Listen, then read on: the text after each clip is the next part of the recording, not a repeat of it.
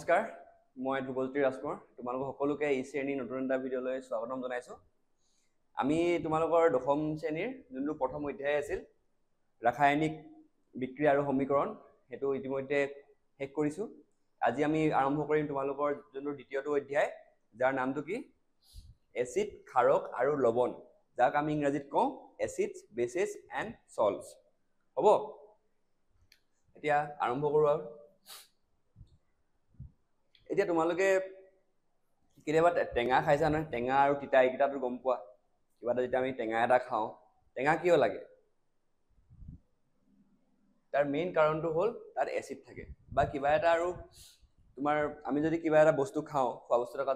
যেতিয়া আমি তিতা সোৱাদ পাওঁ, সেইটো কিয়? সেইটো হৈছে তোমাৰ ক্ষাৰকৰ কাৰণে। মানে এটা তুমি ভাবি ল'ব পাৰা যে আমি যদি কিবা এটা খাই যদি আমি টেঙা পাওঁ, তাত এচিড থাকিব, আৰু যদি তিতা পাওঁ তাত কি থাকিব? ক্ষাৰ থাকিব বা বেছ থাকিব। গম পালা? এইটোৱে তোমাৰ আৰম্ভণিটো, তোমালোকে যোনখিনি কিতাপৰ প্ৰথমতে আৰম্ভণিখিনি আছে বা তোমাৰ ইন্ট্ৰডাকশ্যনখিনি আছে, সেইখিনিৰ পৰা এতিয়া আৰম্ভ কৰোঁ তোমালোকৰ পাঠটো। এতিয়া তোমালোকৰ মানে যেতিয়া তোমাৰ পেটটো ধৰক বেয়া হয়, যে এচিডিটি বুলি কয়, যে পেটটো যেতিয়া মানে তোমাৰ জ্বলা পোৰা কৰে, তেতিয়া আমি কি কৰোঁ? তেতিয়া আমি যোনটো মানে বেকিং চ'ডাৰ যোনটো মানে এটা পানীত বেকিং চ'ডা মিলাই খোৱা দেখো নাই আমি? এইটো কিয় কৰা যায়?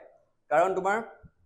যেতিয়া আমাৰ এচিডিটি বা অম্লতা হয় পেটত, তেতিয়া কি হয়, আমাৰ যোনটো পেটত হাইড্ৰক্লৰিক এচিড নাথাকে জানো, সেই হাইড্ৰক্লৰিক এচিড বেছিকৈ চেক্ৰিট হয়, মানে বেছিকৈ তোমাৰ ওলায়। তাৰ ফলত আমাৰ পেটত কি হয়? আমাৰ অম্লতা বা এচিডিটি দেখা দিয়ে। তাকেই সেইটো কাৰণে তাক এতিয়া মানে সেই এচিডৰ যোনটো সেই হাইড্ৰক্লৰিক এচিড বা এচিডৰ যোনটো গুণ, তাক আমি নাইকিয়া কৰিবলৈ কি ব্যৱহাৰ কৰোঁ? এটা ক্ষাৰ বা এটা বেছ ব্যৱহাৰ কৰোঁ, যোনটো কি হৈছে বেকিং চ'ডা। যাৰ বিষয়ে মানে বেকিং চ'ডাৰ বিষয়ে আমি আমাৰ যোনটো অধ্যায়টোৰ শেষত পঢ়িম, তাৰ কামবোৰ কি কি, আমি তাক কেনেদৰে প্ৰস্তুত কৰিব পাৰোঁ। তেওঁলোকে থুলমূলকৈ তোমালোকে জানি থোৱা যে আমি অম্লতা হ'লে কি কৰোঁ? আমি বেকিং চ'ডাৰ দ্ৰৱ খাব পাৰোঁ। আৰু কিয় দ্ৰৱটো খাওঁ? কাৰণ এচিডৰ যোনটো গুণ, সেইটো নাইকিয়া কৰিবলৈ। হ'ব, এতিয়া যে এটা বস্তু যে এটা বস্তু যে তোমাৰ টেঙা আৰু তিতা, সেই বস্তুটো আমি খাই চালেহে গম পাম। এতিয়া আমি নোখোৱাকৈ কেনেদৰেনো গম পাব পাৰোঁ যে এটা বস্তু তোমাৰ এচিড নে ক্ষাৰ হয়? খাই চালেতো গম পাই যাম, কিন্তু চব এচিডটো আমি খাই চাব নোৱাৰোঁ ন। সেইটো কাৰণে আমি কিহৰ ব্যৱহাৰ কৰোঁ? কিছুমান সূচকৰ ব্যৱহাৰ কৰোঁ। গম পাইছা? সূচক মানে কি হয়? যাক ইংৰাজীত কওঁ আমি ইণ্ডিকেটৰ্ছ বুলি কওঁ। কিছুমান ইণ্ডিকেটৰ্ছ ব্যৱহাৰ কৰোঁ, যাৰ দ্বাৰা আমি এটা বস্তু, এটা পদাৰ্থ এচিড নে ক্ষাৰ হয়, তাৰ কথা আমি গম পাব পাৰোঁ। গম পাইছা? এতিয়া তোমালোকৰ সূচক দুই প্ৰকাৰৰ হ'ব পাৰে। তোমাৰ কৃত্ৰিমো হ'ব পাৰে, প্ৰাকৃতিকো হ'ব পাৰে, বা নেচাৰেল বা আৰ্টিফিচিয়েল। এতিয়া তোমালোকৰ এটা কমন মানে তোমাৰ এটা সাধাৰণ মানে যোনটো তোমাৰ সূচক, তাৰে এটা হৈছে লিটমাছ পেপাৰ। যেতিয়া মানে তুমি এচিডত আমি লিটমাছ পেপাৰো দি দিওঁ, তেতিয়া কি হয়? তাৰ যোনটো ৰং, নীলা ৰংটো ৰঙা হৈ পৰে। আৰু যেতিয়া ক্ষাৰত দি দিওঁ, তেতিয়া কি হয়? ৰঙা ৰংটো নীলা হৈ পৰে। গম পাইছা? এইটো ইম্পৰ্টেণ্ট হয়, এইকেইটা চাই ল'বা হা। এচিডে কি কৰে, লিটমাছ পেপাৰৰ ৰংটো কি কৰে, আৰু ক্ষাৰে কি কৰে, এইটো বস্তু তোমাৰ পৰীক্ষাত সোধা দেখা যায়। এতিয়া ক্ষাৰকে কি বুজায়, ক্ষাৰকৰ কৰ্ম কি বুজায় তোমাক সোধে যে ক্ষাৰকৰ কৰ্ম কি পৰীক্ষাত, তেতিয়া তুমি লিখিব লাগিব যে কোনো দ্ৰৱত এচিড বা ক্ষাৰৰ উপস্থিতি সূচাবলৈ কি হয়, কি ব্যৱহাৰ কৰা হয়? সূচকৰ ব্যৱহাৰ কৰা হয়। গম পাইছা? এইটো লাইনটো হৈ গ'ল। এতিয়া আমি তোমাৰ সূচক বা ইণ্ডিকেটৰৰ প্ৰকাৰৰ বিষয়ে পঢ়িম। কেই প্ৰকাৰৰনো আছে মানে, আৰু কি কি আছে সেইটো চাম। এতিয়া চোৱা, সূচকৰ উদাহৰণ কিছুমান ইয়াত দিছোঁ, আৰু কিছুমান ধুনীয়া ধুনীয়া ফুলৰ ফটো দি দিছোঁ, এইফালে চাব পাৰা। এতিয়া যোনটো মানে প্ৰাকৃতিক সূচক, সেইবিলাকৰ ভিতৰত কি আছে? লিটমাছ পেপাৰ, যোনটো অলপ আগত কৈ আহিলোঁ মই, যে ৰং সলনি কৰি দিয়েহি। তাৰপিছত হালধি আহিলে, আৰু এটা ৰঙা বন্ধাকবিৰ পাত, যোনটো কিছুমান ৰঙা বন্ধাকবি এটা আছে মানে, যোনটো আমি নৰ্মেলি দেখোঁ সেইটো নহয়। আৰু এটা মানে তোমাৰ ৰঙা ৰঙৰ বন্ধাকবি পায়, সেই তাৰ ৰঙা ৰঙৰ যোনটো মানে বন্ধাকবিৰ পাত, তাকো আমি সূচক হিচাপে ব্যৱহাৰ কৰিব পাৰোঁ। নাইবা কিছুমান ফুল আছে, যেনেদৰে হাইড্ৰেঞ্জিয়া, পিটুনিয়া, জিৰেনিয়াম, এইবিলাকৰ মানে যোনটো পাহিটো, সেই পাহিটো আমি কি কৰিব পাৰোঁ? সূচক হিচাপে ব্যৱহাৰ কৰিব পাৰোঁ। তাৰপিছত ফটো লগাই দিছোঁ। এবাৰ কি হয়? হাইড্ৰেঞ্জিয়া, এইটো হয় পিটুনিয়া আৰু এইটো কি হয় জিৰেনিয়াম গম পাইছা ফুলটা দেখিছা নে তোমালোকে চাগে এইটো হাইড্ৰেঞ্জিয়াৰ তোমালোকে চাগে যদি তোমালোকে শ্বিলং ফালে গৈছা তাহলে বহুত দেখা পোৱা যায় মানে তোমাৰ ৰাস্তা কিনাৰে কিনাৰে বহুত আছে মানে তোমাৰ বাকি এইবিলাকটো তোমাৰ নৰ্মেল আমাৰ বাগিচাতে দেখা যায় যোনটো তোমাৰ পিটুনিয়া হওক বা জিৰেনিয়াম হওক হৈ গ'ল এতিয়া তোমাক যদি সুধে যে সূচকৰ উদাহৰণ দিয়া তাকো প্ৰাকৃতিক সূচকৰ উদাহৰণ দিয়া তাহলে তোমালোকে লিখিব পাৰিব লাগিব যে লিটমাছ পেপাৰ হালধি ৰঙা বন্ধাকবিৰ পাত হাইড্ৰেনিয়াম পিটুনিয়া আৰু জিৰেনিয়াম ফুলৰ ৰঙীন পাহিবিলাক হ'ব এতিয়া তোমালোকৰ পাঠ্যপুথিত আৰু দুটা মানে তোমাৰ সাংশ্লেষিক বা কৃত্ৰিম সূচকৰ উদাহৰণ দিয়া হৈছে তাৰে দুটা হৈছে কি হয় মিথাইল অৰেঞ্জ আৰু ফিনপথেলিন এইকেইটাৰ বিষয়ে আমি এইকেইটাৰ ব্যৱহাৰো চাম আমি অলপ পিছতে আৰু ইহঁতৰ মানে ৰং কি হয় আৰু এই ৰং কেনেদৰে সলনি কৰে ইয়াৰ প্ৰকৃত ৰংটো কি এইবিলাক সকলো আমি ভালদৰে পঢ়িম হা তোমালোকে বস মনত ৰাখা যে সূচকৰ উদাহৰণ কেইটা নাম কি কি মানে সূচকৰ আৰু এই তোমালোকৰ এই ফুল তিনটাৰ যে হাইড্ৰেঞ্জিয়া পিটুনিয়া আৰু জিৰেনিয়াম এইকেইটাৰ তোমাৰ পৰীক্ষাত উঠা দেখা যায় মানে এইবিলাক এতিয়া লিটমাছ যোনটো আমি লিটমাছৰ কথা পঢ়িলো অলপ আগত পঢ়িলো আৰু ইয়াত প্ৰাকৃতিক সূচকৰ উদাহৰণ হিচাপে পঢ়িলো এই বস্তুটো মানে কিহৰ পৰা আহৰণ কৰা হয় মানে ক'ৰ পৰা পায় মানে ইয়াৰ সোৰ্সটো কি হয় সেইটো চাবলৈ হলে কি হয় সোয়া লিখা আছে লিটমাছটো হৈছে কিহৰ এটা তোমাৰ এজোপা মানে উদ্ভিদৰ এজোপা গছৰ পৰা মানে থেলোফাইটা তোমালোকে মনত আছে নে ক্লাছ 9ত পঢ়িছিলা যে নৱম শ্ৰেণীত থেলোফাইটা এটা উদ্ভিদৰ তোমাৰ বৰ্গ হয় সেই বৰ্গৰে এটা লিচেন বা ইংৰাজীত লাইকেন বুলি কয় এই লিচেন উদ্ভিদৰ পৰা কি কৰে এই বেঙুনীয়া ৰঙৰ লিটমাছ নামৰ ৰঞ্জক বা যোনটো সূচক সেইটো আহৰণ কৰা হয় মানে তাৰ পৰা লোৱা হয় গম পাইছা এইটো ফটো লগাই দিছো চোৱা এইটো কি হয় এজোপা লিটমাছৰ গছ মানে এজোপা লিটমাছৰ উদ্ভিদ হয় লিটমাছৰ উদ্ভিদ নহয় মানে তোমাৰ লিচেনৰ উদ্ভিদ যাৰ পৰা লিটমাছটো আহৰণ কৰা হয় গম পাইছা এই যোনবা দেখিছা যে গছজোপা এলোৱে টাইপৰ এজোপাই হৈছে লিচেন বা লাইকেন এতিয়া এই যোনটো মানে তোমাৰ লিচেনটো প্ৰথমতে কিহত থাকে বেঙুনীয়া ৰঙত থাকে গম পাইছা বেঙুনীয়া ৰঙত থাকে আৰু এইটো দেখিছানে অলপ সেউজীয়া টাইপ হৈ আছে কিন্তু মানে মেইনলি বেঙুনীয়া হিচাপত থাকে মানে তোমাৰ এইটো মনত ৰাখিবা যে লিটমাছটো প্ৰথম অৱস্থাত লিটমাছটো ক'ৰ পৰা আহৰণ কৰা হয় এটা ক'ব লাগিব এটা থেলোফাইটাৰ বৰ্গৰ উদ্ভিদ যাৰ নামটো কি লিচেন আৰু ই প্ৰথম অৱস্থাত কি ৰঙৰ থাকে বেঙুনীয়া ৰঙৰ থাকে গম পাইছা এতিয়া তোমালোকৰ এটা প্ৰশ্ন এটা দিয়া আছে প্ৰশ্নাৱলী তোমালোকৰ যোনটো অধ্যায়ৰ দ্বিতীয় পৃষ্ঠা তাতে দিয়া আছে তোমাৰ প্ৰশ্ন এটা এই প্ৰশ্নটো চাওঁ হা তোমাক প্ৰশ্নটো কৈছে তোমাক এতিয়া তোমাক তিনিটা পৰীক্ষা নল দিয়া আছে তোমাক তিনিটা টেষ্ট টিউব দিয়া আছে পৰীক্ষা নল দিয়া হৈছে ইহঁতৰ এটাত কি কৈছে পানী ৰখা হৈছে আৰু আন দুটাত ক্ৰমে এচিড আৰু ক্ষাৰকীয় দ্ৰৱ ৰখা হৈছে গম পাইছা এটাত কি হৈছে এটাত পানীত তিনিটা মানে তোমাৰ হেৰি পৰীক্ষা নল আছে ইয়াত তিনিটা আছে তোমাৰ পৰীক্ষা নল বা আমি ইংৰাজীত কি বুলি কওঁ টেষ্ট টিউব বুলি কওঁ তাত এটাত কি দিয়া হৈছে ইয়াত আছে পানী এটাত কি আছে এচিড আছে আৰু এটাত কি আছে ক্ষাৰ আছে মানে দ্ৰৱ হয় গোটেইটা মানে পানীৰ লগত মিক্স হৈ আছে তাৰপিছত যদি তোমাক কেৱল ৰঙা লিটমাছ কাগজ দিয়া হয় তেন্তে প্ৰতিটো পৰীক্ষা নলত দ্ৰৱসমূহ কিদৰে চিনাক্ত কৰিবা অলপ আগত পঢ়ি আহিলো যে লিটমাছে কি হয় লিটমাছে যেতিয়া মানে তোমাৰ এটা এচিড এটা ক্ষাৰ কেনেদৰে হুচায় মনত আছে নে এইটো চোৱা আমি প্ৰথম পৰীক্ষা কি কৰিম লিটমাছ পেপাৰ ৰঙা লিটমাছ পেপাৰ এখন ল'ম যেতিয়া আমি পানীত দি দিম ৰঙা লিটমাছ পেপাৰখন তেতিয়া কি হ'ব তাৰ কোনো মানে তোমাৰ ৰঙৰ কোনো সলনি নহ'ব গম পাইছা এতিয়া যদি আকৌ যদি হেৰিয়ত দি দিওঁ তোমাৰ ধৰক এতিয়া দ্বিতীয়তে পৰীক্ষা কৰিলো যেতিয়া তোমাৰ সেই ৰঙা লিটমাছখন যদি আমি এতিয়া ক্ষাৰকীয় যোনটো দ্ৰৱ আছিলে ক্ষাৰত যদি দি দিওঁ তেতিয়া কি হ'ব ৰঙা যোনটো লিটমাছ পেপাৰ তাৰ ৰংটো সলনি হৈ নীলা হৈ যাব গম পাইছা আৰু সেই নীলা লিটমাছ পেপাৰখন যেতিয়া আমি হেৰিয়ত দি দিম তোমাৰ কি ক'ত দিম এচিডত দি দিম তেতিয়া কি হ'ব আকৌ সি ৰঙা হৈ যাব গম পাইছা ইয়াৰ দ্বাৰা কি গম পালো যে যোনটোত মানে তোমাৰ ক্ষাৰ হ'ব যোনটো ক্ষাৰকীয় দ্ৰৱ কি কৰিব লিটমাছ পেপাৰ এখন ৰঙাৰ পৰা নীলা কৰিব আৰু যোনটো তোমাৰ আম্লিক বা এচিডিক দ্ৰৱ হয় সেই দ্ৰৱটোৱে কি কৰিব তোমাৰ যোনখন নীলা লিটমাছ পেপাৰ তাক পুনৰ ৰঙা কৰি তুলিব আৰু যদি পানীত দি দিও আমি লিটমাছ পেপাৰ এখন পানীত একো নহ'ব সালসলনি একো নহ'ব পানী যিহেতু পানী কি হয় এটা এটা মানে নিৰপেক্ষ দ্ৰৱ মানে কি নিউট্ৰেল হি হয় গম পালা এইটো এবাৰ চাই ল'বা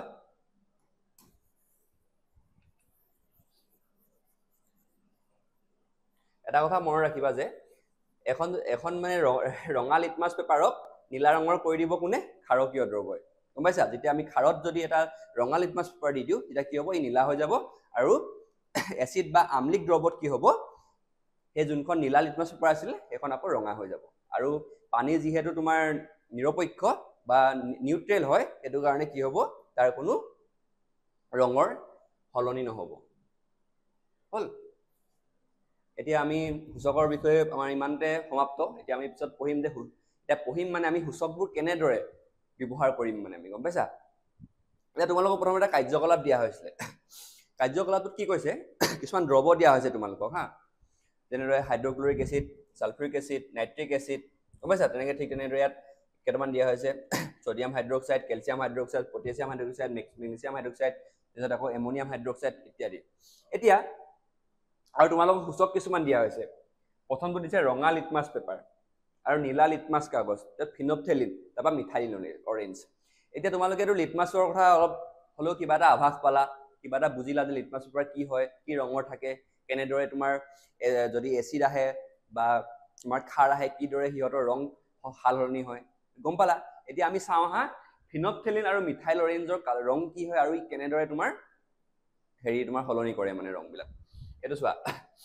ফিনপথেলিন দেখিছা নে ফিনপথেলিনৰ প্ৰথমতে কালাৰলেছ থাকে মানে তোমাৰ কোনো কালাৰ নাথাকে যেতিয়া তোমাৰ এটা আমি কিবা ক্ষাৰকীয় দ্ৰৱ এটা তাত ফিনপথেলিনত দি দিম তাৰ ৰংটো কি হৈ যাব এনেকুৱা তোমাৰ গুলপীয়া ৰঙৰ হৈ যাব দেখিছা আৰু মিথাইল অৰেঞ্জৰ ৰং কি থাকে এনেকুৱা অলপ ৰঙা টাইপ থাকে গম পাইছা অলপ ৰঙা নহয় মানে অলপ ডাঠ ৰঙা টাইপৰ থাকে যেতিয়া ইয়াক মানে তোমাৰ ক্ষাৰকীয় দ্ৰৱ দি দিম তাত কি হৈ যাব এইটো এনেকুৱা অৰেঞ্জ কালাৰ টাইপৰ হৈ যাব আৰু যোনটো তোমাৰ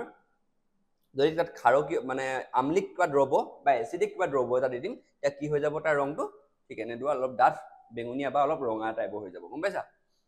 এইটোৱে চাই ল'বা এই ফটোখনত চাই ল'বা তেতিয়া গম পাই যাবা মানে হ'ল এতিয়া তোমালোকৰ কাৰ্যকলাপটোত আহো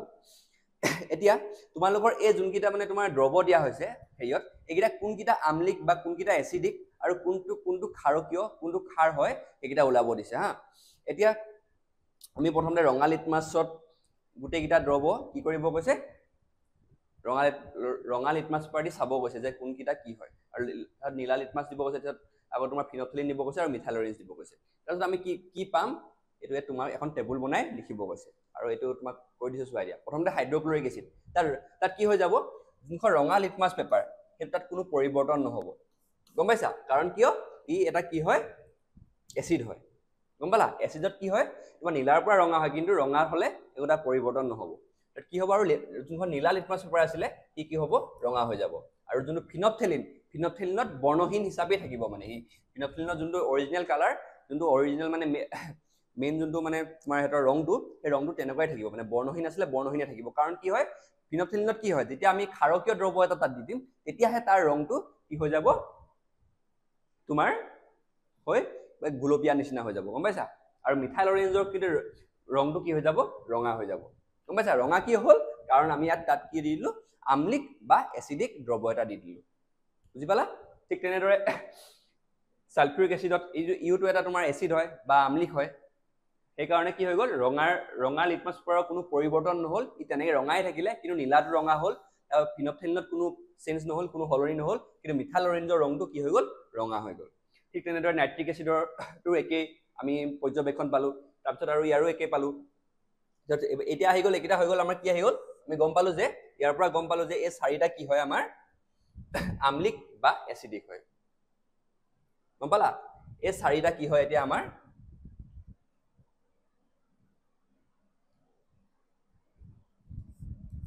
আমাৰ পৰ্যবেক্ষণটো কি হ'ল এইটো কাৰ্যকলাপৰ পৰা এইকেইটা কি হয় আম্লিক হয় বা এচিডিক মানে বুজি পালা আমি সূচক দি চালো যে কোনকেইটা কি হয় তেতিয়া সূচক দি চোৱাৰ পিছত আমি এইটো পৰ্যবেক্ষণ পালো তাৰপিছত গম পালো এইকেইটা চাৰিটা কি হয় এচিডিক বা আম্লিক হয় এতিয়া বাকি যোনকেইটা পাঁচটা দিয়া আছিলে ইয়াত কি হ'ল চাওঁ হা এতিয়া ছডিয়াম হাইড্ৰক্সাইডৰ ক্ষেত্ৰত কি হ'ল যোনখন ৰঙা লিটমাছ পেপাৰ আছিলে সেইখন কি হৈ গ'ল নীলা হৈ গ'ল কাৰণ কি হয় এটা ক্ষাৰকীয় দ্ৰৱই কি কৰে তোমাৰ যোনখন ৰঙা লিটমাছ পেপাৰ থাকে সেইখন নীলা কৰি দিয়ে গম পাইছা আৰু নীলাৰ যোনখন লিটমাছ পেপাৰ হ'ব তাত কোনো পৰিৱৰ্তন নাহিব কাৰণ নীলাটো নীলাভাগী থাকিব তাত কোনো মানে ক্ষাৰকীয় দ্ৰৱই কোনো সালসলনি নানে কিন্তু চোৱা এতিয়া ফিনপথেলিনত আগত কি হ'ল তোমাৰ এচিডৰ ক্ষেত্ৰত এচিড বা তোমাৰ আম্লিক দ্ৰৱৰ ক্ষেত্ৰত কি হৈছিলে কি বৰ্ণহীন আছিল ফিনপথেলিনৰ যোনটো আমাৰ দ্ৰৱটো আছিলে কিন্তু যেতিয়া আমি সোডিয়াম হাইড্ৰক্সাইড দি দিলো ই কি হ'ল ই গুলপীয়া ৰঙৰ হৈ গ'ল ই ডাঠ গুলপীয়া হৈ গ'ল গম পালা আৰু মিথাইল অৰেঞ্জৰ ৰংটো হালধীয়া আছিলে হালধীয়া নিচিনা থাকিলে অলপ হালধীয়া মানে ৰঙাৰ পৰা হালধীয়া হৈ গ'ল মানে যোনটো ডাঠ ৰঙা থাকে ন তোমাৰ অলপ আগত দেখিছো ফটোত এই ৰংটোৰ পৰা অলপ ই কি হৈ গ'ল ই হালধীয়া বৰণৰ হৈ গ'ল মানে কি গম পালো যে ই কি হয় ক্ষাৰকীয় হয় মানে ইয়াৰ ই ক্ষাৰ হয় মানে সোডিয়াম হাইড্ৰক্সাইডটো কি হয় এটা ক্ষাৰ হয় ঠিক তেনেদৰে কেলছিয়াম হাইড্ৰক্সাইডো একেই পৰ্যবেক্ষণ পালো পটাছিয়াম হাইড্ৰক্সাইড মেগনেছিয়াম হাইড্ৰক্সাইড আৰু এমোনিয়াম হাইড্ৰক্সাইডৰো আমি সেম একেই পৰ্যবেক্ষণ পালো তাত ইয়াৰ পৰা আমি কি লিখিব পাৰো যে এই যোনকেইটা পাঁচটা দ্ৰৱ আছে পাঁচটা তোমাৰ পদাৰ্থ বা দ্ৰৱ আছিলে এইকেইটা কি হ'ব তোমাৰ এইকেইটা হ'ব তোমাৰ ক্ষাৰকীয়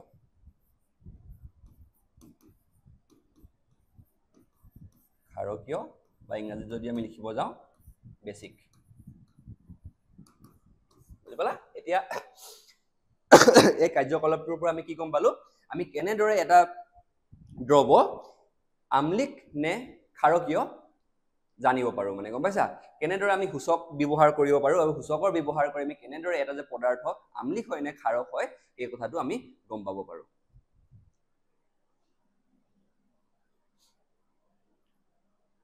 এতিয়া আমাৰ নেক্সট তোমাৰ যোনটো টপিক হয় নেক্সট যোনটো পৰৱৰ্তী বিষয়টো কি হয় জ্ঞানেন্দ্ৰিক সূচক মানে কি হয় ইংৰাজীত যদি কওঁ অলফেক্টৰী ইণ্ডিকেটৰ জ্ঞানেন্দ্ৰিক মানে কি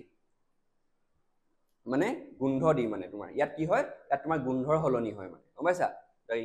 স্মেলৰ মানে তোমাৰ সলনি হয় তাৰে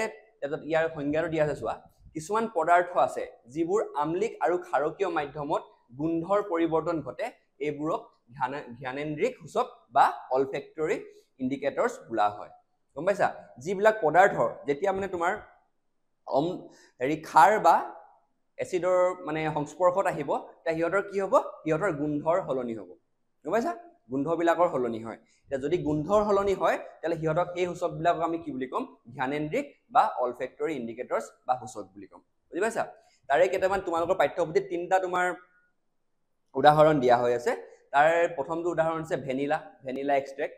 তাৰপিছত যাক আমি অসমীয়াত ভেনিলাৰ আতৰ বুলিও কওঁ তাৰপিছত ইটো হৈছে তোমাৰ পিঁয়াজৰ ৰস আৰু তৃতীয়টো হৈছে ক্লোভ অইল এতিয়া ভেনিলাৰ ক্ষেত্ৰত কি হৈছে যেতিয়া সি এচিডিক মাধ্যমত আহে তাৰ ভেনিলাৰ পৰা এটা কি হয় মিঠা গোন্ধ থাকে মানে গম পাইছা আৰু ক্ষাৰকীয় গোন্ধত কি হয় ইয়াৰ কোনো গোন্ধ নাথাকে মানে এতিয়া এই ক্ষাৰকীয় অৱস্থাত মানে ক্ষাৰকীয় কিবা দ্ৰৱ বা পদাৰ্থৰ সংস্পৰ্শত আহিব তাৰ গোন্ধটো একো নাথাকিব মানে তাৰ স্মেল তাৰ গোন্ধ নাইকিয়া হৈ যাব আৰু যেতিয়া সি যদি আম্লিক বা এচিডিক মাধ্যমত আহিব ইয়াৰ গোন্ধ এটা মিঠা এটা গোন্ধ এটা ওলাব আৰু ঠিক পিঁয়াজৰ ক্ষেত্ৰত কি হ'ব চোৱা যেতিয়া সেই পিঁয়াজৰ ৰস এটা আমি যদি মানে এচিডিক মাধ্যমত দি দিওঁ তেতিয়া কি হ'ব পিঁয়াজৰ যোনটো গোন্ধ সেই থাকিব আৰু যদি তাক ক্ষাৰকীয় মাধ্যমত দি দিওঁ তাৰ গোন্ধ নোহোৱা হৈ যাব ঠিক তেনেদৰে ক্লোভ অইলৰ কি হ'ব এচিডিক মাধ্যমত ইয়াৰ বিশেষ গোন্ধ থাকিব কিন্তু ক্ষাৰকীয় মাধ্যমত ইয়াৰ গোন্ধ নোহোৱা হৈ যাব এতিয়া গোটেইকেইটা তিনিটা মানে তোমাৰ আমাৰ জ্ঞানেন্দ্ৰিক সূচকৰ উদাহৰণত কি দেখিলো যেতিয়া সিহঁতি মানে তোমাৰ এচিডিক মাধ্যমত থাকিব সিহঁতৰ গোন্ধ থাকিব আৰু যেতিয়া তোমাৰ সিহঁতি ক্ষাৰকীয় বা বেছিক মাধ্যমত গুচি যাব তেতিয়া কি হ'ব সিহঁতৰ গোন্ধটো নাইকিয়া হৈ যাব ওকে ইয়াত তোমালোকৰ মনত ৰাখিবলগীয়া তোমালোকৰ এইটো যোনটো জ্ঞানেন্দ্ৰিক সূচক কাক কয় আৰু ইহঁতৰ মানে তোমাৰ তিনিটা উদাহৰণ হ'ল এতিয়া চাম আমি এচিড আৰু ক্ষাৰকে ধাতুৰ সৈতে কিদৰেনো বিক্ৰিয়া কৰে এতিয়া তোমালোকৰ লাহে লাহে যোনবিলাক মূল মানে বিষয় তাত আহি আছো এতিয়া মানে কেনেদৰে সিহঁতৰ এতিয়া এচিড আৰু ক্ষাৰকৰ বা বেছৰ মানে আমি সিহঁতৰ বিক্ৰিয়াবিলাক চাম এচিড আৰু ক্ষাৰকে তোমাক ধাতুৰ লগত সিহঁতৰ ধাতুৰ অক্সাইডৰ লগত ধাতুৰ কাৰ্বনেটৰ লগত বা পানীৰ লগত বা সিহঁতৰ মানে কেনেদৰেনো বিক্ৰিয়া কৰি কিনো আমাৰ উৎপাদন কৰে সেইটোকে চাম মানে এতিয়া আমাৰ এইখিনি তোমালোকৰ পাঠ্যপুথিৰ যোন মানে অধ্যায়টোৰ চবতছে মানে তোমাৰ ইম্পৰ্টেণ্ট বস্তু আৰু এতিয়া প্ৰথম চোৱা তোমালোকক এটা কাৰ্যকলাপ দিয়া হৈছে এইটো কাৰ্যকলাপ এই অধ্যায় 1ত অধ্যায় 1ত তোমালোকক ধুনীয়াকৈ বুজাই থোৱা আছে প্ৰথম তাৰে এইটো অলপ মানে বেছিকৈ আৰু মানে হেৰি হৈ আছে মানে অলপ বহলাই কৰা আছে মানে এইটো কাৰ্যকলাপটো ইয়াত কি কৰিছে চোৱা এটা টেষ্ট টিউব লৈছে হা টেষ্ট টিউব বা পৰীক্ষা নলী যাক আমি ইংৰাজীত টেষ্ট টিউব বুলি কওঁ তাত কি কৰিছে জিংকৰ টুকুৰা কেইটামান লৈছে আৰু তাত সালফিউৰিক এসিড দি দিছে আমি এটা কৰিছিলো ন হাইড্ৰজেন গেছৰ উপস্থিতি চাবলৈ প্ৰথম যোনটো আমাৰ অধ্যায় আছিল তাত আমি পঢ়িছিলো এইটো কাৰ্যকলাপ তাত কি কৰিছে ওপৰত তাত ঠিলা লগাই দিছে এই ঠিলাটোৱেদি কি কৰিছে এটা নিৰ্গম নলী এডাল তাত মানে ভৰাই দিছে তাৰপিছত কি কৰিছে এই নলীডাল এটা পাত্ৰলৈ আনিছে এই পাত্ৰত কি আছে চাবোনৰ পানী আছে দেই হৈ গ'ল যেতিয়া মানে আমি এই জিংকৰ টুকুৰা কেইটাত হেৰি দি দিম তোমাৰ লঘু সালফিউৰিক এসিড দিম বা নাইট্ৰিক এসিড দি দিলেও হৈ যায় একেই কথা বা সালফিউৰিক এসিড দি দিলোঁ তেতিয়া কি হ'ব তাত কিছুমান বুদবুদনি দেখিব পাম মানে বুদ বাবুলছ কিছুমান দেখাব পাম যাক আমি ইংৰাজীত এফাৰভেচেন্স বুলি কয় আমাৰ অসমীয়াত কি বুলি কয় তাক কিছুমান মানে বুদবুদনি দেখিব পাম তাৰপিছত সেই বুদবুদনিখিনি কিয় দেখিব পালোঁ আমি প্ৰথম অধ্যায়ত পঢ়িছিলোঁ কাৰণ হাইড্ৰজেন গেছ ওলাইছে যেতিয়া আমি জিংকত কিবা এচিড এটা দি দিওঁ লঘু মানে সালফিউৰিক এসিড বা নাইট্ৰিক এসিড বা যি হাইড্ৰক্লৰিক এসিড দি দিওঁ তেতিয়া মানে তোমাৰ জিংটোৰ পৰা কি ওলাব তোমাৰ বুদবুদকে হাইড্ৰজেন গেছ ওলাব এইটো আমি প্ৰথম অধ্যায়ত ভালদৰে পঢ়ি আহিছোঁ তোমালোকক কাৰ্যকলাপটো ধুনীয়াকৈ দেখাইও দিছিলোঁ ঠিক তেনেদৰে সেইটো একেই অলপ জাষ্ট ইয়াত মানে কি কৰিছে যোনটো হাইড্ৰজেন গেছটো তাত মানে এটা চাবোনৰ পানীয়েদি লৈ গৈছে মানে মাজেৰে তাৰপিছত এই নলীডাল লিখা নিৰ্গম নলী আছে সেই নলীডালে কি কৰিছে এই যোনখিনি হাইড্ৰজেন গেছখিনি ওলাইছে সেই হাইড্ৰজেন গেছখিনি ক'লৈ লৈ গৈছে এই চাবোনৰ পানী থকা পাত্ৰটোত লৈ গৈছে হ'ল এতিয়া তাত কি দেখিছোঁ তাতো এটা বুদবুদনিখিনি দেখিছোঁ আমি যেতিয়া আমি এটা মানে তোমাৰ জ্বলি থকা মম বা জুই চলা কাঠি দিম ইয়াৰ ওপৰত দি দিম কি আমি শব্দ শুনিম এটা ফটফট শব্দ শুনিম বা আমি পপ চাউণ্ড এটা শুনিম মানে ফট এনেকুৱা টাইপ মানে শুনিম মানে এতিয়া আমি প্ৰথম অধ্যায়ত পঢ়িছিলোঁ আমি হাইড্ৰজেন গেছৰ উপস্থিতি এটা কেনেদৰে গম পাব পাৰোঁ এই ফটফট শব্দটোৰেদি গম পাইছা এতিয়া মানে হাইড্ৰজেন গেছটো ওলাই থাকিব গেছ এটা ওলাই থাকিব তাৰ ওপৰত আমি জ্বলি থকা জুই চলা কাঠি বা এডাল মম ৰাখি দিওঁ তেতিয়া এটা পপ শব্দ এটা কৰিব ফটফট শব্দ এটা কৰিব তেতিয়া আমি গম পাম যে সেই ওলোৱা গেছটো কি হয় আমাৰ হাইড্ৰজেন গেছ হয় ঠিক তেনেদৰে সেইটো বস্তুৱে আমি ইয়াত কৰিছোঁ ইয়াত কি হৈছে হাইড্ৰজেন গেছ ওলাইছে বুলি গম পাইছোঁ কাৰণ ফটফট শব্দটো হৈছে হ'ল এতিয়া চোৱা এতিয়া এই ক্ষেত্ৰত কি ইয়াত চোৱা এতিয়া হাইড্ৰক্লৰিক এসিড বা নাইট্ৰিক এসিড বা এইটো এচিটিক এসিড অন্য এসিড হৈ মানে ইয়াত তুমি দি দিব পাৰা মানে অকল মানে তুমি লঘু সালফিউৰিক এসিড জেগাত তুমি যিকোনো মানে তোমাৰ এসিড দি দিব পাৰা হৈ গ'ল গম পালা এইটো পৰ্যবেক্ষণ হেৰি কৰিলা মানে তোমাৰ যোনটো কাৰ্যকলাপ ভালদৰে বুজি পালা প্ৰথমতে আমি ইয়াত জিংকৰ টুকুৰাত আমি হেৰি দি দিলোঁ এচিড দি দিলোঁ সালফিউৰিক এসিড বা হাইড্ৰক্লৰিক এসিড নাইট্ৰিক এসিড কিবা এটা এচিড দি দিলোঁ তাৰ পৰা যোনখিনি গেছ ওলালে গেছখিনি আমি চাবোনৰ পানীয়েদি পাছ কৰাই দিলোঁ পাছ কৰাই দিয়াৰ পিছত কি হ'ল আমি জ্বলি থকা মম বা এডাল জুই চলা কাঠি ৰাখি দিলোঁ তেতিয়া আমি কি শব্দ পালোঁ ফটফট শব্দ পালোঁ যাৰ দ্বাৰা আমি গম পালোঁ যে ইয়াত হাইড্ৰজেন গেছ ওলাইছে বুলি এতিয়া ইয়াৰ পৰা এটা কথা গম পালোঁ যে যেতিয়া এটা ধাতু এচিডৰ লগত বিক্ৰিয়া কৰিব তেতিয়া কি ওলাব হাইড্ৰজেন গেছ ওলাব গম পালা এইটো কথাই এটা চোৱা ইয়াত জিংকটো ধাতু এটা দেখিলোঁ আমি জিংকটো ধাতু তাত কি হয় আমি এচিড দি দিছোঁ ইয়াত মানে তোমাৰ ইয়াত সালফিউৰিক এসিড দিয়া হৈছে তোমাৰ যোনটো ইয়াত চিত্ৰটো আছে এই সালফিউৰিক এসিড দিয়াৰ লগে লগে কি হ'ল ইয়াত হাইড্ৰজেন গেছ এটা ওলালে মানে গম পালোঁ এটা কথা গম পালোঁ যে যেতিয়া মানে এটা তোমাৰ এচিড ধাতুৰ লগত বিক্ৰিয়া ঘটিব তেতিয়া কি হ'ব হাইড্ৰজেন গেছৰ উৎপত্তি হ'ব হৈ গ'ল এতিয়া তোমালোকে এইটো বস্তু মনত ৰাখিবা মানে এইটো আছে তোমাৰ এচিড যেতিয়া মানে তোমাৰ এচিড আৰু ধাতু এটাৰ মাজত বিক্ৰিয়া ঘটিব তেতিয়া হাইড্ৰজেন গেছ আৰু লৱণৰ উৎপত্তি হ'ব এতিয়া লৱণটোনো ক'ৰ পৰা আহিলে তুমি ভাবাচোন এতিয়া আমি যেতিয়া হাইড্ৰজেন গেছটো গম পাই গ'লো দেখিলোঁ যে এটা ফটফট আৱাজ এটা দিলে গম পাই গ'লো হাইড্ৰজেন গেছটো ওলাইছে এতিয়া লৱণটো ক'ৰ পৰা আহিলে এতিয়া লৱণটো আহিব তোমাৰ ইয়াৰ পৰা তোমাৰ ইয়াত চোৱা সালফিউৰিক এসিডৰ কি সাংকেতিক চিহ্নটো কি হয়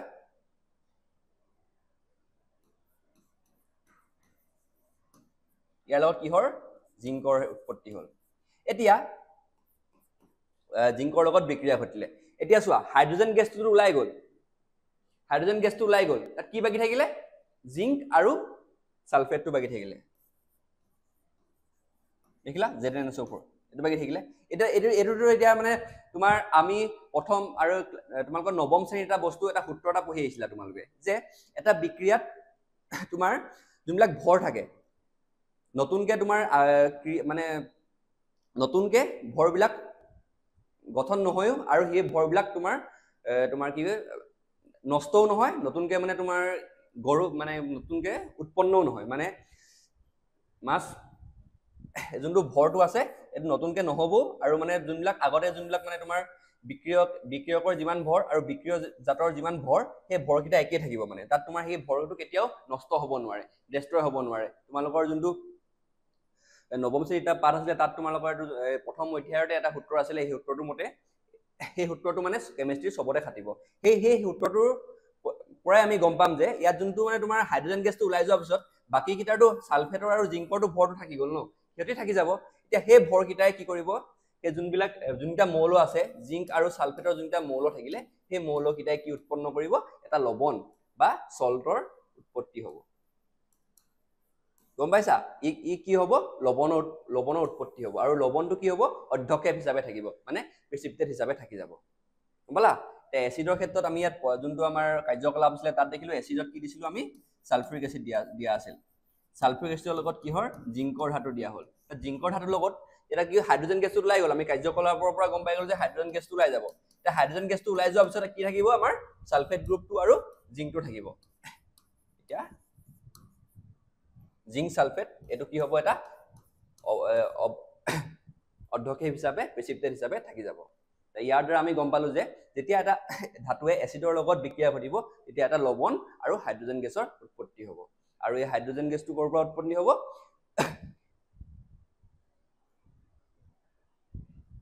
মানে লৱণটো তোমাৰ যোনটো ধাতু আছে ধাতুৰ লগত আৰু যোনটো সালফেট গ্ৰুপটো থাকিব সেই তাৰ পৰা কি হ'ব এটা লৱণৰ উৎপত্তি হ'ব আৰু ই কি হ'ব অৱশিষ্ট হিচাপে বা অধ্যক্ষেপ হিচাপে থাকি যাব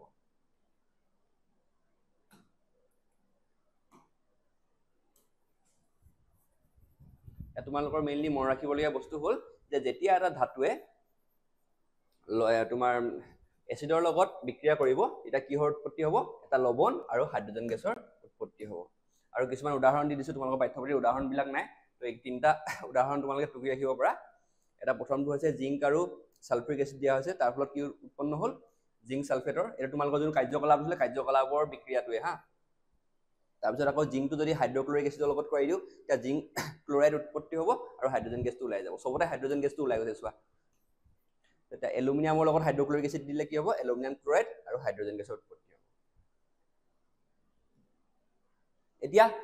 আমি চালো যে মানে তোমাৰ ধাতুৱে এচিডৰ সৈতে কেনেদৰে বিক্ৰিয়া কৰে এতিয়া আমি চাম যে ক্ষাৰকবিলাকে যোনবিলাক ক্ষাৰকীয় পদাৰ্থবিলাক আছে ধাতুবিলাক আছে সেই ধাতুবিলাকেনো তোমাৰ মানে ক্ষাৰকীয় পদাৰ্থবিলাকে ধাতুৰ লগতনো কেনেদৰে বিক্ৰিয়া কৰে এইটো কথা চাম হা এতিয়া এইটো চোৱা যেতিয়া মানে এটা ক্ষাৰ তোমাৰ এটা ধাতুৰ লগত সকলো মানে ক্ষাৰে তোমাৰ ক্ষাৰকীয় পদাৰ্থই বিক্ৰিয়া কৰিব নোৱাৰে যোনবিলাক শক্তিশালী ক্ষাৰক যোনবিলাকৰ মানে আমি পিএইচৰ বিষয়ে পঢ়িম কেনেদৰে আমি এটা তোমাৰ ক্ষাৰক বা এচিডৰ কিমান ইয়াৰ শক্তি কিমান সেইটো কেনেদৰে জানিব পাৰিম সেইটো আমি পিছত পঢ়িম যোনবিলাক মানে এটা কথা জানি থোৱা যে এতিয়া এটা মানে ধাতুৰ লগত যেতিয়া এটা শক্তিশালী ক্ষাৰকৰ বিক্ৰিয়া হ'ব তেতিয়াহে আমাৰ কি হ'ব শক্তিশালী ক্ষাৰকেহে মানে তোমাৰ বিক্ৰিয়া কৰিব পাৰিব তেতিয়াহে আমি প্ৰডাক্টটো পাম মানে যোনবিলাক বিক্ৰিয়জাত পদাৰ্থ তেতিয়াহে পাম এটা বিক্ৰিয়া তেতিয়াহে হ'ব তেতিয়া মানে এটা মানে ধাতুৰ লগত শক্তিশালী ক্ষাৰকেহে তোমাৰ বিক্ৰিয়া ঘটাব তাৰে এটা উদাহৰণ চোৱা ধাতুটো কি হয় জিংক আৰু সোডিয়াম হাইড্ৰক্সাইডটো কি হয় এটা শক্তিশালী ক্ষাৰক তাৰ লগত যেতিয়া বিক্ৰিয়া হয় সোডিয়াম হাইড্ৰক্সাইড আৰু জিংকৰ লগত যেতিয়া বিক্ৰিয়া ঘটিব কি কিহৰ উৎপত্তি হ'ব এতিয়া সোডিয়াম জিংকেটৰ উৎপত্তি হ'ব আৰু কি হ'ব ইয়াতো হাইড্ৰজেন গেছৰ উৎপত্তি হ'ব মানে আমি এটা কথা এতিয়া ক'ব পাৰো যে যেতিয়া এচিডে যেতিয়া এটা মানে তোমাৰ ধাতুৰ লগত এচিডে হওক নাইবা ক্ষাৰকীয় কিছু পদাৰ্থ মানে কিছুমান পদাৰ্থই হওক যেতিয়া তোমালোকৰ বিক্ৰিয়া ঘটিব সিহঁতৰ তেতিয়া কিহৰ উৎপত্তি হ'ব হাইড্ৰজেন গেছৰ উৎপত্তি হ'ব হৈ গ'ল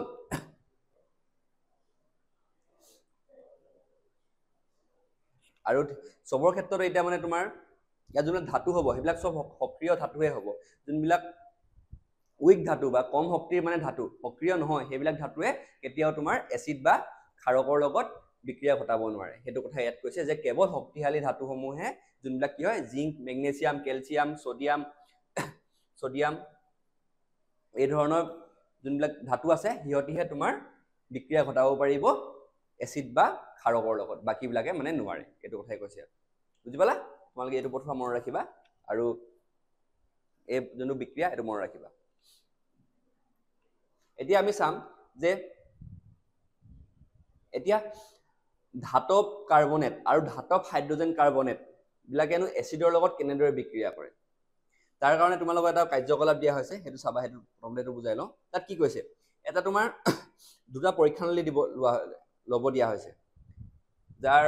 নামটো A আৰু B দিব কৈছে দেই প্ৰথম যোনটো পৰীক্ষানলী তাত কি কৰিছে সোডিয়াম কাৰ্বনেট আৰু হাইড্ৰক্লৰিক এচিডৰ লগত বিক্ৰিয়া ঘটিছে তাৰ ফলত কি হ'ব ইয়াত বুদবুদনি উৎপত্তি হ'ব এই বুদবুদনি আকৌ হাইড্ৰজেনৰ নহয় এইটো হয় কাৰ্বন ডাই অক্সাইডৰ গম পালা আৰু তাৰে বিক্ৰিয়াটো হৈছে এইটো প্ৰথম বিক্ৰিয়াটো হা আৰু যোনটো দ্বিতীয়টো তোমাৰ টেষ্ট টিউব বা পৰীক্ষানল তাত কি হৈছে সোডিয়াম হাইড্ৰজেন কাৰ্বনেট লোৱা হৈছে আৰু হাইড্ৰক্লৰিক এচিড তাতো কি হ'ব কাৰ্বন ডাই অক্সাইডৰ উৎপত্তি হ'ব হৈ গ'ল তাৰ বিক্ৰিয়াটো হৈছে এইটো এতিয়া এই দুটা বিক্ৰিয়াতে কি দেখিছো আমাৰ কাৰ্বন ডাই অক্সাইডৰ উৎপত্তি হৈছে এতিয়া এই উৎপন্ন হোৱা কাৰ্বন ডাই অক্সাইড খিনি আমি কি কৰিম এটা পৰীক্ষানলত কেলছিয়াম হাইড্ৰক্সাইডৰ দ্ৰৱ ল'ম আৰু তাত সেই কেলছিয়াম হাইড্ৰক্সাইডৰ দ্ৰৱৰ মাজেৰে আমি তাক কি কৰিম পাৰ কৰাই দিম হ'ব তাৰ ফলত কি দেখিম যে প্ৰথমতে যোনটো কেলছিয়াম হাইড্ৰক্সাইড দ্ৰৱটো আছিলে তেতিয়া আমি কাৰ্বন ডাই অক্সাইডটো পাৰ কৰাই দিম তেতিয়া কি হ'ব কেলছিয়াম কাৰ্বনেট নামৰ এটা অৰ্ধক্ষেপ বা বগা ৰঙৰ অৰ্ধক্ষেপ আমি পাম আৰু লগতে কি পাম আৰু পানীখিনি থাকিবই আৰু দেই এইটো কি হ'ব বগা ৰঙৰ গাখীৰ বগা নিচিনা একদম গাখীৰ বগা বুলি ক'ব পাৰি গাখীৰ বগা অৰ্ধক্ষেপটা পাম এইটো চূণ আমি চূণটো দেখো যে চূণ খাই যে সেই চূণটোৱে হয় আৰু প্ৰথমতে এইটো পাম আৰু অতিৰিক্ত কাৰ্বন ডাই অক্সাইড আমি যদি তাৰ মাজেৰে পাৰ কৰাই দিওঁ তেতিয়া আমি কি পাম তেতিয়া আমি পাম কেলছিয়াম হাইড্ৰজেন কাৰ্বনেট গম পাইছা আমি পাম এইটো কেলছিয়াম হাইড্ৰজেন কাৰ্বনেট এইটো কথা হৈ গ'ল এইটো তোমাৰ কাৰ্যকলাপত এইটোৱে কৈছে প্ৰথমতে কি কৈছে পৰীক্ষানল দুটা ল'ব কৈছে A আৰু B প্ৰথমটো কি কৈছে তোমাৰ সোডিয়াম কাৰ্বনেট আৰু হাইড্ৰক্লৰিক এচিডৰ মাজত বিক্ৰিয়া ঘটাব কৈছে তাৰ ফলত কিহৰ উৎপত্তি হ'ল সোডিয়াম ক্লৰাইড পানী আৰু কাৰ্বন ডাই অক্সাইডৰ উৎপত্তি হ'ল দ্বিতীয়টোত কি কৈছে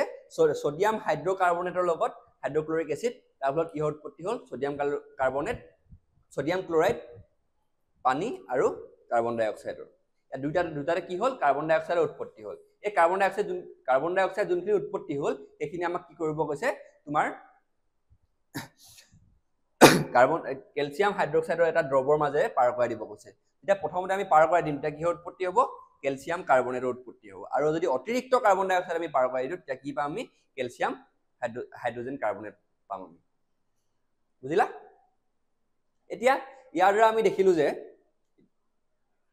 যেতিয়া এটা ধাতব কাৰ্বনেট বা ধাতব হাইড্ৰজেন কাৰ্বনেট এচিডৰ লগত ক্ৰিয়া কৰে ইয়াত কি হৈছে এচিডৰ লগত ক্ৰিয়া কৰিছে না ধাতব হাইড্ৰজেন ধাতব কাৰ্বনেট আৰু এটা ধাতব হাইড্ৰজেন কাৰ্বনেট এটা কি দেখিছো আমি তেতিয়া আমি দেখিছো যে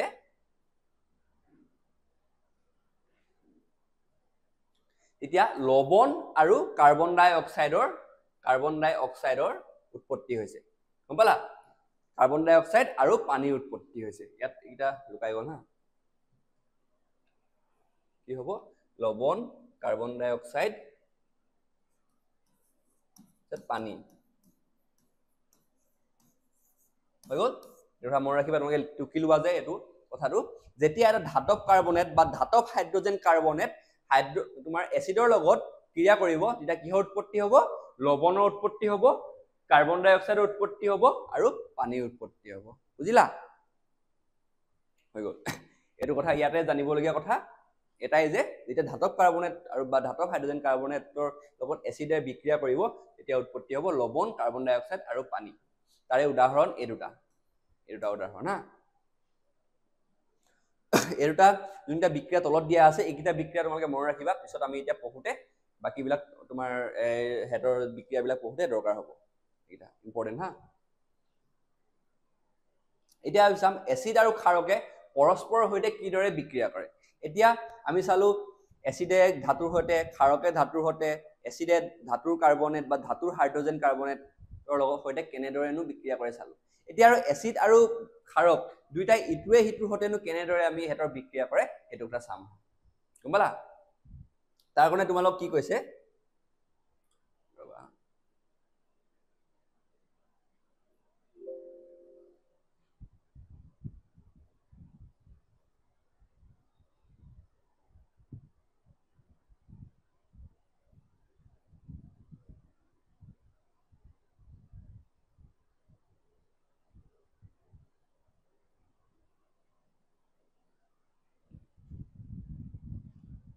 এতিয়া চাম আমি এচিড আৰু ক্ষাৰকে পৰস্পৰৰ মাজত কেনেদৰে বিক্ৰিয়া কৰে তাৰ কাৰণে এটা তোমালোকক কাৰ্যকলাপ দিয়া আছে কাৰ্যকলাপটো প্ৰথমতে বুজি লওঁ হা তেতিয়া তোমালোকৰ কাৰণে আৰু অলপ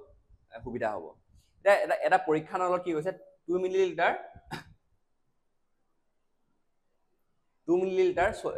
সোডিয়াম হাইড্ৰক্সাইড ল'ব কৈছে ই কি হয় এটা ক্ষাৰকীয় দ্ৰৱ হয় তাৰ লগত কি হৈছে ফিনফথেলিনৰ দুটা টোপাল দি দিব কৈছে এতিয়া আমি কি দেখিম দ্ৰৱটোৰ ৰং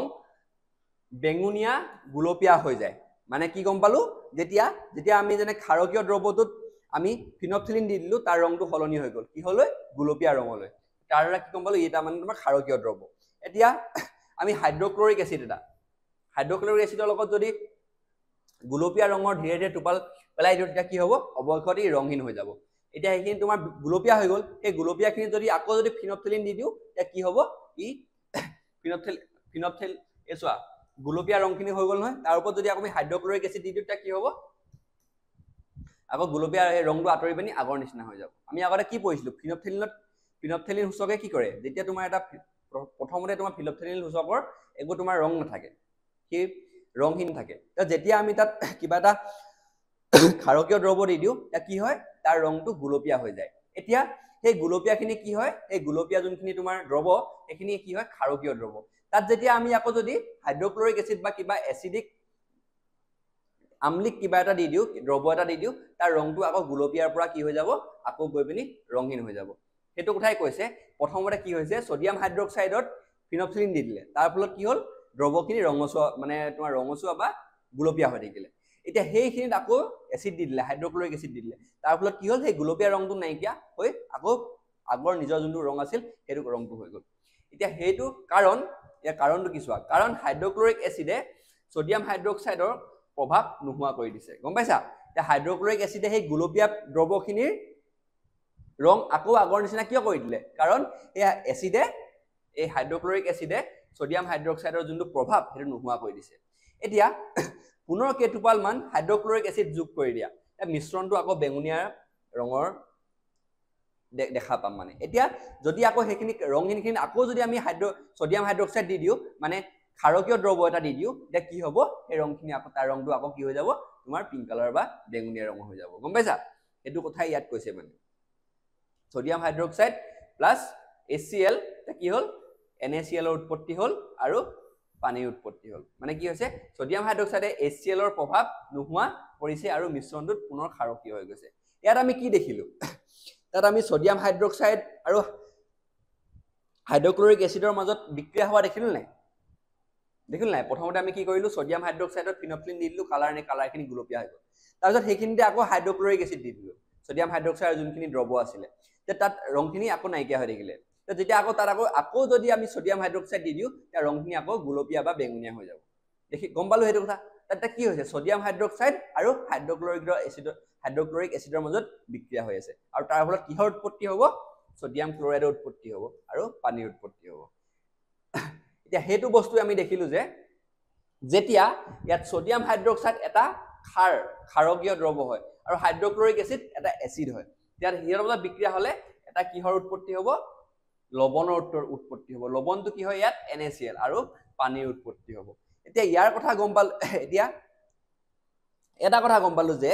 যেতিয়া এটা ক্ষাৰ আৰু এটা এচিডৰ মাজত বিক্ৰিয়া ঘটিব তে কিহৰ উৎপত্তি হ'ব লৱণ আৰু পানীৰ উৎপত্তি হ'ব গম পালা আৰু যেতিয়া এচিড আৰু ক্ষাৰকৰ বিক্ৰিয়াত লৱণ আৰু পানী উৎপত্তি হ'ব এই বিক্ৰিয়াটোক কি বুলি ক'ব প্ৰশমন বিক্ৰিয়া বা নিউট্ৰেলাইজেশ্যন ৰিয়েকশ্যন বুলি কৈছে কাৰণ কিয় নিউট্ৰেলাইজেশ্যন বা প্ৰশমন বিক্ৰিয়া বুলি কৈছে কাৰণ ইহতি মানে এই বিক্ৰিয়াৰ কি হৈছে এচিডে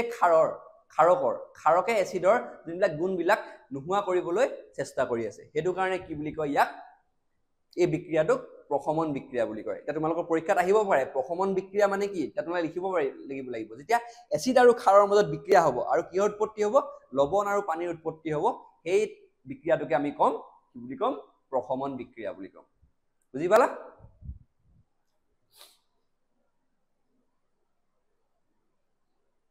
হৈ গ'ল এইটো কথা তোমালোকে মনত ৰাখিবলগীয়া কথা হ'ল যে যেতিয়া এটা প্ৰশমন বিক্ৰিয়া কাক কয় তোমালোকে মনত ৰাখিবা এইটো ইম্পৰ্টেণ্ট হয় আৰু ক্ষাৰ আৰু এচিডৰ মাজত যদি বিক্ৰিয়া ঘটে তেতিয়া কিহৰ উৎপত্তি হয় লৱণ আৰু পানীৰ উৎপত্তি হয় সেইটো তোমালোকে জানিব লাগিব ক'ব পাৰিবা আৰু এটা উদাহৰণ দিলে সোডিয়াম হাইড্ৰক্সাইড আৰু হাইড্ৰক্লৰিক এচিড তোমালোকৰ পাঠ্যপুথিত আছে এইটো দি দিবা আৰু দেই তাৰ কাৰণে কি হ'ব NaCl প্লাছ ৱাটাৰৰ উৎপত্তি হ'ব হৈ গ'ল এতিয়া নেক্সটটো চাওঁ এচিডৰ সৈতে